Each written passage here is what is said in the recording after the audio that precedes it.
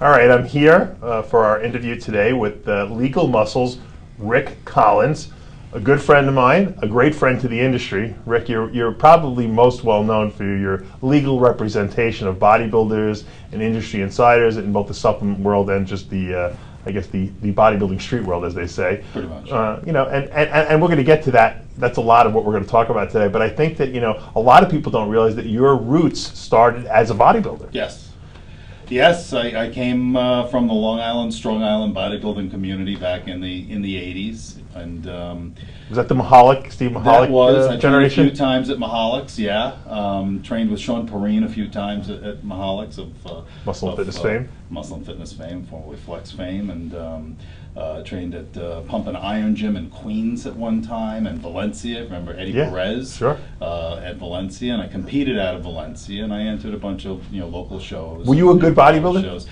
You're asking me, with all humility. Yeah, I think I was. I had a lot of potential. I think. I have probably 8, 9 trophies at home sitting there for the various shows that I did. Right. I liked it. I liked training, and still do. What did your parents think about the whole bodybuilding thing? Because obviously, I'm sure after you became a lawyer, they were being very proud. But would they think you went through a stage, or what was? Because bodybuilding was really niche back then. It was. I had a little Italian grandmother. I'm half Italian, half and half. I'm half Irish, half Italian. And the Italian side were my grandparents on my mom's side were straight from Italy, right off the boat. My grandmother spoke very little English, almost all Italian.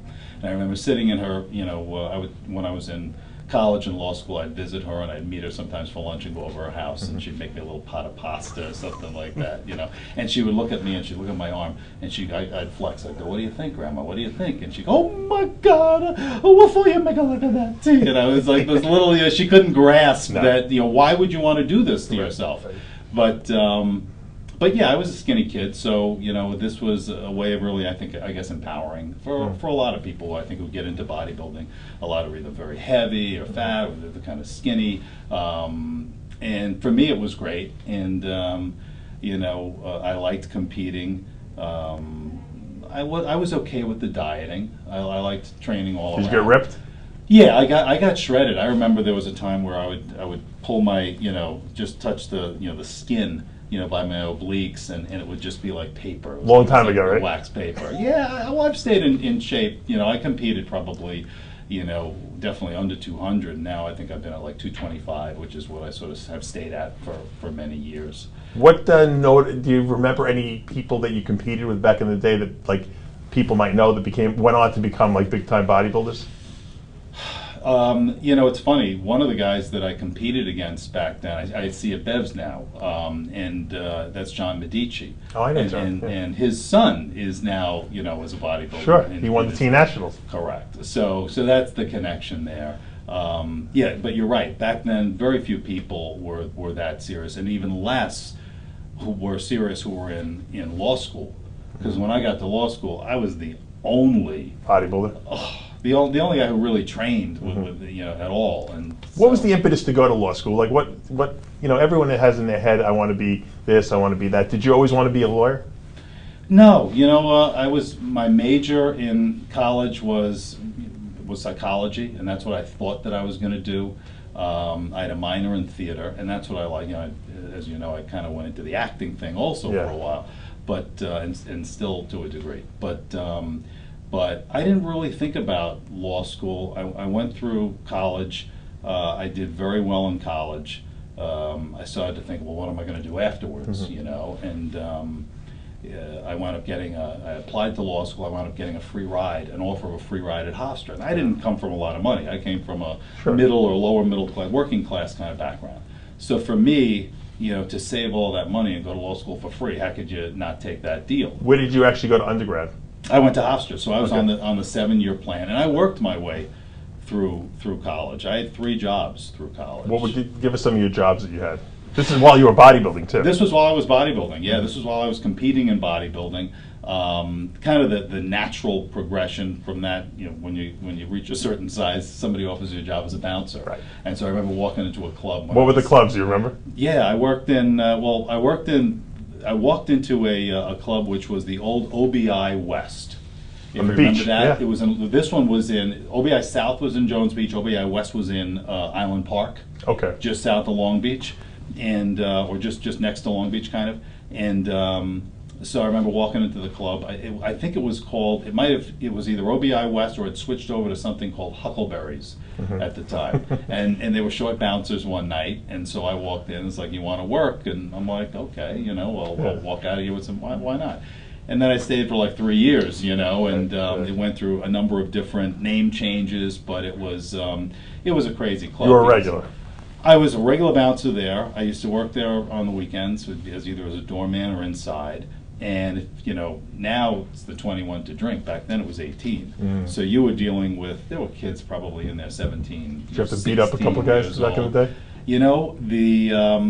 I'll tell you one funny story. Do you remember a place called Speaks? Of course. Remember That's Speaks? even before my time, but I know the name. Yeah. Okay. And then it was Uncle Sam's. There were a number Right. of clubs back then that were the known dance clubs on Long Island.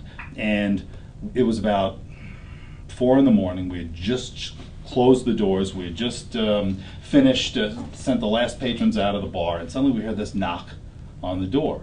And there were 5 bouncers. I was one of 5 that were left, just waiting to get paid to go home, to go out to the diner, as we did. After every shift, you go to the diner.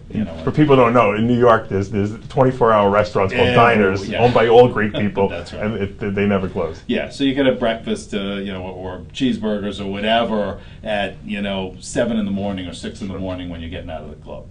So we opened the door, and there was 2 bouncers from Speaks, who were like, you gotta help us, you gotta get us out of here, We're like, what's going on? So they go, we threw these guys out of our club an hour ago, 2 guys. Now they've come back, they've got like 25 friends, and they're trying to kill us and threatening to kill us. So we've run over from Speaks to your club seeking sanctuary from these guys. So the head bouncer, and this was a great lesson. You learn lessons as you go through life about psychology, for example.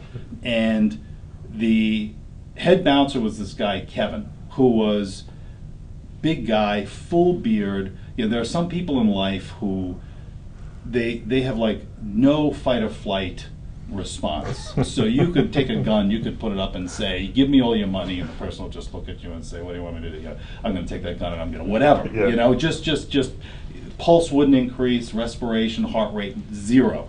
So Kevin says to them, well, where are these guys? And they're like, well, by now they're in your parking lot. They're in cars, they're pulling into your parking lot. So we had windows in the club. I guess they didn't want to see things broken or whatever. And sooner or later we had to leave anyway. So he goes, let's go outside. So there's 7 of us. So we walk into the parking lot, and now there's 25 guys. We're immediately surrounded by all these guys. And Kevin identifies the main loudmouth in the bunch. And he's like, what's the problem? And the guy is like, we don't have a problem with you, but we got a problem with them. Those 2, you give us them. You guys go back inside. We're going to do what we're going to do. So he's like, I can't let you do that. So they're like, well, then we're going to mess you up. So he goes, okay, this is the way this is going to go. I'm going to count to 10. And if by the time I get to 10, every one of you little rat-ass mofos isn't getting in your car and driving out of this lot, I'm gonna kill you. So the guy's like, face is like serious. I'm like, okay. He's like, Wait, I gotta stop you at this point. I know I've been in situations not quite that severe as a bouncer, and I say to myself, as a bodybuilder, what am I doing here? Because I just want to bodybuild. Right. Yeah. I'm just looking at it. I want to go home. I want to get something to eat and go home and go to sleep. Right. So the guy goes, It's like the OK Corral, Yeah, well, I didn't know if it was a bluff or what it was. So he goes, and I'm not saying that I'm going to hurt you or that I'm going to punch you. I'm telling you, on the count of 10, I'm going to kill you. But before your body hits the ground, I'm going to kill you, and then you. And he points to the 2 guys closest to him. He goes, now there's 25 of you, there's 7 of us. Eventually, you're probably going to win. These guys are going to take us down. But just know that on the count of 10, I swear, on my father's grave, you will die. Then you. 1, 2, 3, 4. And he just begins counting. Right. So I'm thinking, what am I going to do? Yeah. What is going to happen at Yeah. the count of 10? So I've kind of, in my mind, I know what I'm going to do. I'm going to try to take down the guys who are closest to me, Yeah. and do what I can through this thing. But a funny thing happens on the way to 10. And it was such a lesson in group psychology, because this guy, in his mind, is saying, I didn't sign on for this. Yeah, I don't want to die. I don't know if he's going to shoot me, if he's going to stab me. I don't know what's going to happen. Right. So he then begins to try to get behind the guy who was number 2, the second victim. Like, better chance. Yeah, well, I'll kind of sacrifice him, so if something bad happens to him, I'll already be running to my car. Right.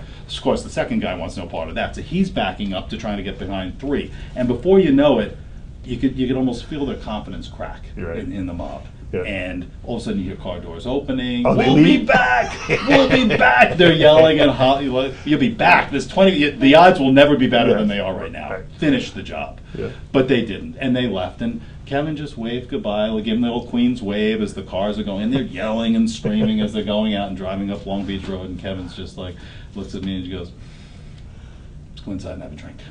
And we went. I never asked him what he was going to do. I never knew whether this was a bluff or whether. But you really realize that, by psychology, never a blow was struck, and you were able to completely disarm that situation. Right. Plus, you realize that bouncing probably wasn't a good career choice. I then ultimately, I got out of that. Kevin was great, but he was perfect. Yeah. I was also an orderly in a nursing home, and I was a personal trainer. I worked in the old Jack LaLanne clubs here on Long Island. So before I had personal training even really was personal training. Yes, yeah, when it was gym instructor, you would walk around and help people use machines, probably. Yeah. You're working your chest on a back machine. Come off of that thing. So, what people want to know, what I want to know, because I've never even asked this, how did Rick Collins wind up in movies? Right. I mean, you wound up in the Toxic Avenger movie series, and you actually had a starring role in the sequel. Explain how that whole thing came about. It's ironically from that bar. From that bar is where that came from, because the kid who was working in the coat room in the old OBI West was an actor. And he had gone, he was gone for some auditions, and he was going for an audition one particular weekend, like on a Saturday, for this movie. I'm like, where are you going? He's going, it's this thing, Health, I think it was, the working title of Toxic Avenger was Health Club Hero. And so he's like, I'm going for this audition at Health Club Hero. They're looking for bodybuilders. So I'm like, really, where is it? It's in New Jersey. Tomorrow? Okay. So I get in my car and I drove to New Jersey the next day.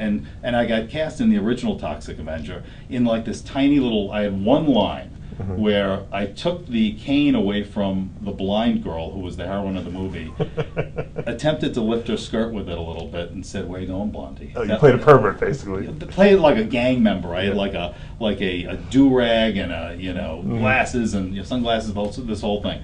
And they liked me. And they cast me. Did you know? Hold on, before. Did you know that the movie would ever be become a classic? No. Because I mean, it was low budget, but it was obviously did become a cult classic. There are people who, to this day, I think there's a generational kind of thing between a certain age. People gravitate, guys particularly gravitate to those movies and just love them. And there's a huge cult following. And I did a few other movies with the same. Yeah, how did the sequel come out? Because you did have a big role. I was the lead villain. Yeah. I was the lead villain in a movie called Trauma's War. I was the lead villain in Toxic Avenger 2 and 3. I went back for a little cameo in Toxic Avenger 4. So I did a lot of that stuff. I mean, and it's a great time. It was the skill set really between acting and trial law is very similar. You're performing. You're performing. Most lawyers, ironically, never go into court. The vast majority of lawyers are working in an office. They're reviewing contracts. They're writing paper. They're reading paper. There's no performance aspect to the most. You're a slightly different case. For me, it's completely different, and it takes a somewhat special beast to want to do that, to want to perform, and the skill set to be an actor is very, very much, I think it's a huge asset. If you have a background in acting, you're going to be better in a courtroom. You're going to be better, you're going to be more confident, you're going to be more polished, you're just going to do a better job. So, and I'm not the only lawyer / actor, it's a somewhat similar kind of. Did you have the temptation at any point to say, hey, law school's great, but maybe I can make it in Hollywood, the Toxic Avenger movies were actually while I was already a lawyer, so I had that. So I did those. I actually took like a 7 or 8 week hiatus from my job in the district attorney's office, which I was working in Nassau County. In Nassau County, to do that, and they gave me the time off to do it, and it was just a blast. And then through the years, I've done other stuff. I think I did just a tiny walk-on in The Sopranos. I had an agent at the time, and this is before Sopranos even came out, and I'd never heard of it before. So I get a call from an agent, and the agent's like, they want you to play in this thing. You'd be a cop. Are you available next week to do this gig? So I'm like, to play a cop in what? Well, it's a show called The Sopranos. I'm like, what's it, like an opera? Like an opera show? Yeah, I had no idea either when it came out. The Sopranos, people were like telling me how great it was. I'm like, I didn't know that was a last name. Right. And so I'm like, The Sopranos. He's like, no, it's like a mob show. I goes, The Sopranos? It's never going anywhere. Right. So of course, I went there, and I arrest. I think it's in episode 7. So you play a police officer? I play a Jersey cop in a flashback, where, if you remember, where Tony, as a little kid, watches his father and Uncle Junior get arrested. Oh, you were the cop? Amusement park. I'm the cop who arrests Uncle Junior. Now I got to go back and look into the. We got to look that. We got to look that up. Yeah, you can. I think on my Facebook page, I actually have a picture, of me pushing the young Uncle Junior into it. But I know it's very intoxicating acting, and especially seeing yourself on the screen. And theoretically, you probably could have gotten more roles, but you kind of steered yourself more towards the lawyer. Yeah. Well, I'm in.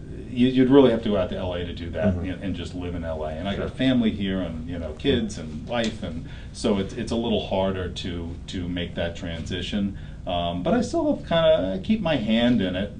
Interestingly enough, in the past year or so, I've had some other stuff. About a year ago, I was asked to appear in New York City's longest running off-Broadway show, a show called Line. And I had not been on stage in 20 years. So who would even know to contact you? It was a guy that I did a show with 20 years before, God. who was now put in the director's position, and it's a play. He remembered you? He remembered me. It's a play with 5 people on stage continuously in a one-act play, where you're waiting on line. It's like a Seinfeld, it's a show about nothing, but except it the human need to compete and to supersede. Everybody wants to be at the front of the line. Everybody wants to be first, and so everybody is using all these different tricks, and it gets ultimately violent at the end, where I punch a woman in the face, and I'm punched, and I'm kicked, and it gets. How long did you do this for? So I did it last summer. I did a summer run of Line. I didn't even know that. You never told me that. I didn't tell you, but it was what a blast it was. In the city, you did? In the city, yeah, at the 13th Street Rep. So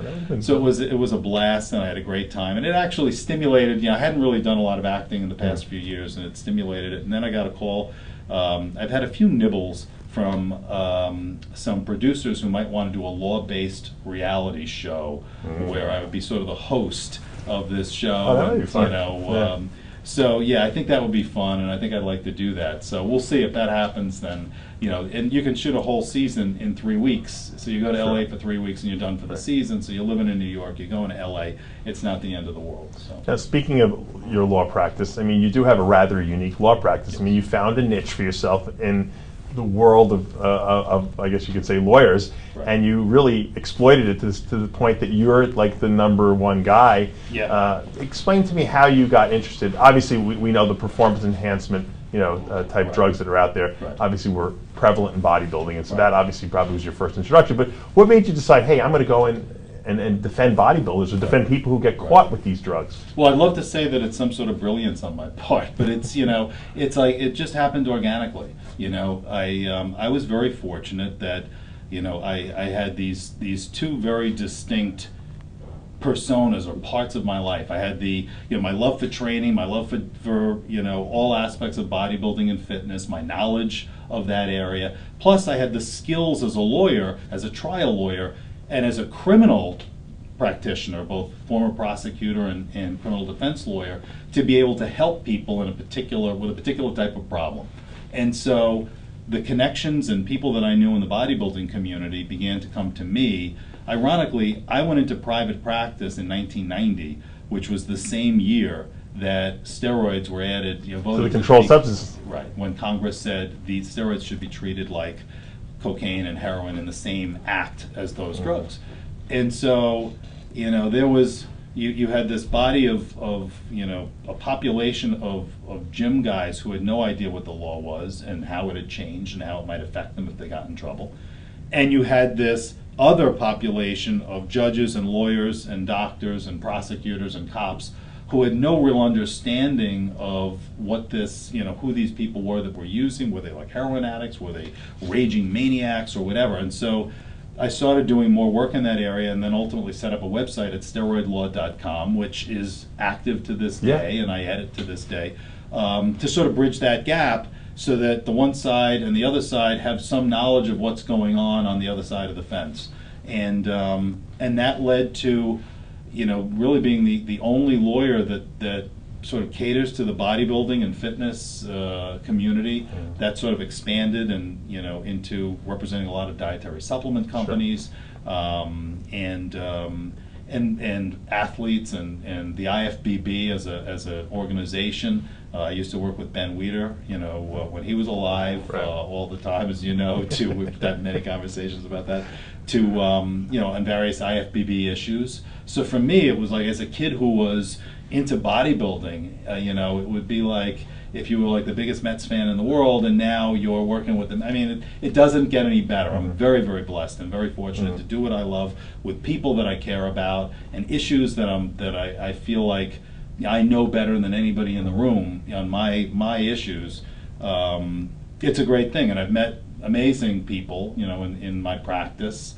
We're gonna talk about that in a minute, and I'm going to talk a little bit about the cases that you deal with, because I think they're super interesting, and I want to just ask you also about the first case you remember representing. But we're going to take a quick commercial break, and when we come back, more from Rick Collins. One of the most important things that we haven't covered yet is the topic of roid rage. Have you defended people that have claimed roid rage, or do you ever use that defense? I've never had that issue arise in any case I've ever dealt with. It's been raised as a defense by some lawyers in some cases of violent crimes. Typically, it's not a successful defense. I think that if one looks at the literature, you'll see that the prevalence of it is something that's been wildly exaggerated by the media.